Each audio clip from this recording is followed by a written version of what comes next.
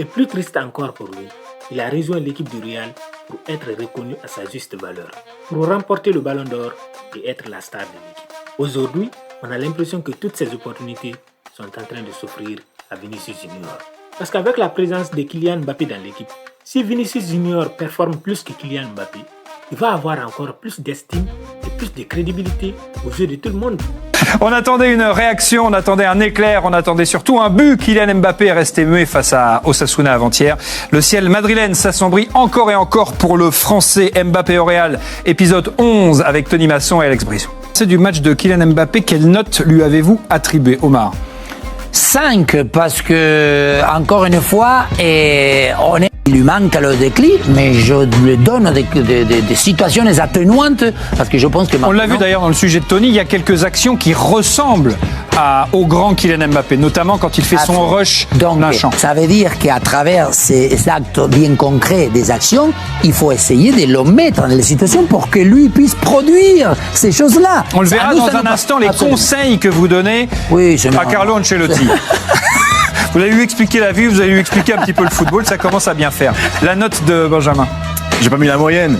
Bah vous êtes dur, parce que vous êtes dur, vous êtes d'une intransigeance terrible. J'ai mis 4, parce que, en fait, on attend beaucoup, mais aujourd'hui, j'ai des vrais doutes sur ce qu'il peut produire, parce que là, en fait, on parle d'Mbappé au Real, mais ces derniers mois au PSG, ces derniers matchs en équipe de France, il était déjà pas bon. Et moi, je trouve qu'on n'a plus du tout le joueur qu'on avait il y a encore 2 ans en finale de Coupe du Monde. Voilà, aujourd'hui, tu lui enlèves ses buts. Malheureusement, tu regardes ses matchs, t'en sors plus grand-chose. Il n'y a pas d'action décisive, il n'y a pas de passe décisive, il n'y a pas de dribble réussi. Si encore, tu vois, tu sentais qu'il était dans le rythme, qu'il avait des affinités avec Vinicius, Rodrigo, Brahim, tout ça, mais malheureusement, je trouve qu'aujourd'hui, il n'y a pas grand-chose de bien pour lui à en sortir. On l'attend, effectivement, mais je ne sais pas quand est-ce qu'il va pouvoir être le joueur qu'on a connu, quoi. Le mal est-il profond, selon vous, Omar, pardon? Profond, je pense, dans le sens où, évidemment, je crois qu'il doit être perturbé, c'est un être humain, donc... mais sauf que maintenant, on est dans la phase des constats. On fait des constats de qu'il est moins bon, qu'il n'est pas dans la position, que soi-disant, il y a des problèmes extérieurs, mais maintenant, il faut ouvrir toutes sortes de possibilités. Et moi, encore une fois, pour moi, ça devient de la part du coach qu'il faut, parce que ça, il s'appelle Il faut Mbappé. l'aider, il faut l'aider. Et voilà, aujourd'hui, il faut le soutenir, l'aider, l'appuyer. C'est le coach qui doit transmettre, tout à l'heure on en parlera, parce que par rapport au match, je trouve qu'Ancelotti, il a eu la possibilité sur ce match contre Osasuna de faire que Il aurait pu agir. Juste avant ça, avant de poursuivre, on va quand même donner le résultat du sondage Liga Extra sur les réseaux sociaux de beIN Sport. Croyez-vous encore à la réussite de Kylian Mbappé au Real Madrid? Les followers de beIN Sport disent non à 56%. Alors, évidemment, il faut rester patient. On a le temps, on est qu'au mois de novembre.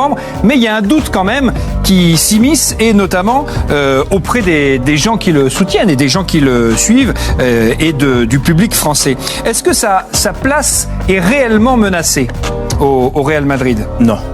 Non, parce qu'il a représenté peut-être un investissement très important de la part du club. Numéro 9, il vient d'arriver, puis voilà, comme tu dis, on va pas tout de suite... on va pas tirer tout de suite des conclusions définitives. Il faut lui laisser effectivement un petit peu de temps. Sauf s'il y a des résultats. Si les résultats sont négatifs, s'il perd 2 ou 3 matchs et Mbappé il est pas bon, je crois qu'Ancelotti, déjà c'est lui qui va dégager. C'est le cas contre le Barça. Oui, mais pour l'instant là, on dirait pas. Mais là, malgré la performance individuelle, le Real a gagné. Ouais. Donc quand tu gagnes, t'as raison. Dans ce rôle d'avant-centre, il semble en tout cas coincé, et là le niveau pour Karim Benzema, il fait tout ce qu'il faut pour y arriver, mais forcément ça demande un peu de temps. Et je me souviens que Benzema, à un moment, lui aussi, quand il était au Real, il disait « Je m'obsède pas à être un buteur, parce que le jour où je marquerai pas, ou où je marquerai moins, qu'est-ce que j'aurai? Pas grand-chose. » Donc c'est pour ça qu'il disait qu'il voulait être un grand footballeur, avoir de la technique. Non mais voilà, et je trouve que Mbappé, il a pas cette finesse. Le bagage, il a pas cette finesse. Le bagage qui lui appartient à Benzema dans le jeu de rebut, dans le compteur. Mais c'est ça, c'est ce que le problème, c'est aujourd'hui, on est en train de dénaturer, de forcer quelqu'un qui ne l'a jamais fait auparavant. Et que pour moi, il ne le fera pas. Et d'ailleurs, mais quand il signe au Real Madrid, il se doute bien qu'il va pas jouer à gauche. Il sait qu'il va jouer numéro 9. Oui, mais ça ne s'invente pas. Ça ne s'invente pas. Donc Non, ça met du temps. D'ailleurs, il y a une exactement. séquence qui a été relevée par notre consultant Sonny Anderson qui montre un petit peu le manque de peut-être de réflexe, de savoir-faire, d'anticipation de Kylian Mbappé par rapport à Vinicius. Regardez la position de Vinicius qui est déjà tourné vers le but et Mbappé qui est dos au but adverse. Et Vinicius va déclencher la passe de son gardien, le dégagement long de son gardien Lounine et ensuite va aller marquer son but. Là, il a senti le coup et il a un temps d'avance. Oui, disons que je ne sais pas, encore une fois, est-ce que le fait d'être déjà dos au but, lui aujourd'hui, ils l'ont changé la vision périphérique. Avant, il jouait gauche, il avait tout le temps donné, et puis il allait. C'est ce qu'on va voir tout à l'heure. Eh ben on va le voir maintenant. Deux, trois actions. C'est l'heure d'être professeur. Exact. On y va. Et hop, plat du pied, sécurité. Je vous redonne le ballon directement, Omar Da Fonseca. Comment faire pour Exact. redonner confiance Parce à que, Kylian Mbappé? voilà, hier même, est-ce qu'on peut lancer la première voilà, là, regardez ce qui vient faire. Mbappé, ça c'est Benzema. C'est pas Mbappé à faire ça. Venir là dans cette zone, c'est pas lui. Il a pas il n'a jamais même l'automatisme des ressorts. Par contre, voilà, là c'est le Kylian Mbappé. Là, c'est lui. Quand l'action commence, il faut qu'il parte à gauche. Et c'est là où Carletto, il faut que dès le début, quand l'action, il y a encore l'espace, que l'équipe adverse est déjà plutôt avancée, Benzema doit partir à gauche. Mbappé. Et C'est un lapsus plutôt flatteur pour le coup. oui, Mais révélateur parce aussi. que quand il essaye de venir dans cette zone pour toucher le ballon, parce que ça, par contre, je trouve que c'est plutôt bienveillant de sa part. Essayer de venir toucher, il ne se cache pas, hein, à la limite il pourrait se mettre au coin. Mais évidemment que le Mbappé qu'on connaît, le Mbappé qui peut fructifier la qualité des courses et de vouloir pénétrer, c'est en partant comme ça. Donc, est-ce que ça veut dire, si je vous ai bien compris, ce qui n'est pas sûr du tout, que Carlo Ancelotti doit dire à Mbappé et Vinicius de permuter plus souvent, de donner plus d'opportunités à Mbappé d'être sur la gauche? Des méthodologies. Il faut que le dise au début de l'action, c'est toi à gauche, parce qu'il voit Vinicius, il met en flattant Vinicius. Et l'autre jour, à 3-0, le coach Ancelotti doit prendre Vinicius et le Vinicius. Écoute-moi, va trop vite, qu'est-ce que tu fais un phénomène, toi, toi, les poumons, 4 fois les poumons, Vinicius. Mais là, les 25 dernières minutes. Tu laisses un petit peu, voilà. Mais ça, c'est l'ABC de la psychologie. Ouais. Et comme ça, tu flattes ton meilleur joueur et tu lui donnes la possibilité à un joueur qui est venu, qui s'appelle Mbappé, qui est considéré depuis 2-3 ans le meilleur joueur du monde, parce qu'on dit depuis 2-3 ans qu'il n'est pas bon, etc. Mais tu vas en Argentine, au Mexique, etc. Mbappé, c'est le meilleur joueur du monde depuis 3 ans. Là, y a pas de... Donc, comment ça se fait qu'il y a un mec qui est élu, pas tout le monde le sait, encore une fois, il a le côté unanime. Donc, ce mec-là, il ne peut pas être nul. Maintenant, aujourd'hui, on est en train de dire il est nul. Désolé, pour moi, il est pas bon, ok. Mais à partir du moment où on dit pas qu'il est nul, on dit qu'il nous a habitués à faire beaucoup plus. Je suis d'accord. Et donc, s'il ne le fait pas, il y a 2 solutions. Soit donc il a un problème vraiment mental, etc.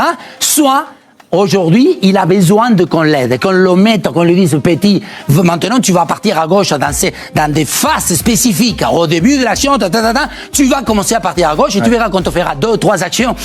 La confiance devient, c'est l'optimisme qui te génère la bonne énergie. Tu le comprends, ça, tout ça. Voilà, franchement, là, honnêtement. Il faudrait Les Français se sont-ils retournés contre Kylian Mbappé? C'est la première fois depuis sa révélation en 2018 qu'il y ait autant de critiques, autant de campagnes contre Kylian Mbappé. Pour le vote du Ballon d'Or 2024, la France a été l'un des pays à avoir placé Vinicius Junior en tête du classement. Et Kylian Mbappé s'est retrouvé à la 4e place. Dans son propre pays, on estime qu'aujourd'hui, Kylian Mbappé est le 4e meilleur joueur du monde. Derrière Rodri, Jude Bellingham et bien évidemment Vinicius Junior. Au cours de la saison 2023-2024, tout le monde trouvait des excuses aux mauvaises performances de Kylian Mbappé. Tantôt on mettait ça sur le compte du PSG, du fait qu'il y avait un conflit et que donc il n'avait pas la tête aux jeux. Parfois on parlait de la pré-saison, étant donné qu'il n'avait pas participé à la pré-saison avec l'équipe. Certains disaient que c'était ça la cause principale. Et lorsqu'il est arrivé à l'Euro, ça a été la même chose. On a continué à sortir les mêmes excuses, qu'il n'était pas au top physiquement, qu'il n'avait pas passé une bonne saison au PSG, et donc cela pesait sur ses performances avec l'équipe de France. Mais aujourd'hui, le constat est palpable, et il est devenu très difficile de défendre Kylian Mbappé. Parce qu'un joueur de son niveau, un joueur qui a été longtemps considéré comme le meilleur au monde, c'est-à-dire que après le règne de Cristiano Ronaldo et de Lionel Messi, tout le monde était unanime pour dire que Kylian Mbappé allait remporter des ballons d'or de suite. On pensait qu'il n'y avait même pas de compétition, parce que le seul joueur qui était comparé à Mbappé était un avant-centre qui ne produisait rien d'autre. De 2018 jusqu'à pratiquement 2023, Erling Haaland était le seul joueur de la nouvelle génération à être comparé à Kylian Mbappé. Et il n'y avait personne qui estimait que Erling Haaland était au-dessus de Mbappé. Parce que tout le monde estimait que Erling Haaland était un finisseur, qu'il avait besoin des autres pour performer.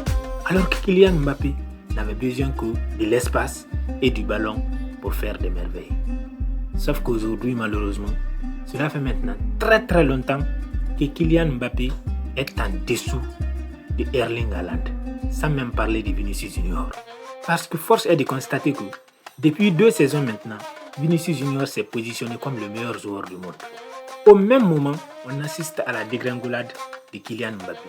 C'est-à-dire que depuis qu'il est arrivé au Real Madrid, on n'a jamais regardé un match de Kylian Mbappé où on aurait estimé que sans Kylian aujourd'hui, le Real aurait perdu ce match important.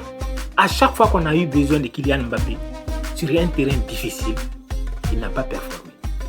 Donc, aujourd'hui, on est arrivé à un niveau où même les journalistes français n'arrivent plus à défendre Kylian Mbappé. Parce qu'à un moment donné, il faut être crédible. On ne peut pas voter pour Vinicius Junior comme étant le meilleur joueur de la saison et estimer que Kylian Mbappé est le meilleur joueur du Real. De surcroît, Vinicius Junior qui n'est pas avant-centre a plus de buts et plus de passes décisives que Kylian Mbappé. Vinicius Junior joue à gauche, mais lors du dernier match du Real, il a marqué 2 buts en tant qu'avant-centre.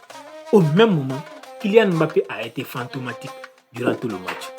On a l'impression aujourd'hui de voir un Kylian Mbappé totalement perdu au fond du tout. Le problème, c'est que chaque jour qui passe, il s'enfonce encore un peu plus. Le dernier match du Real était la révélation. D'un côté, on a un Vinicius Junior qui s'éclate. D'un autre côté, on a un Kylian Mbappé triste. Il n'a même pas participé à la célébration du 3e but de Vinicius Junior.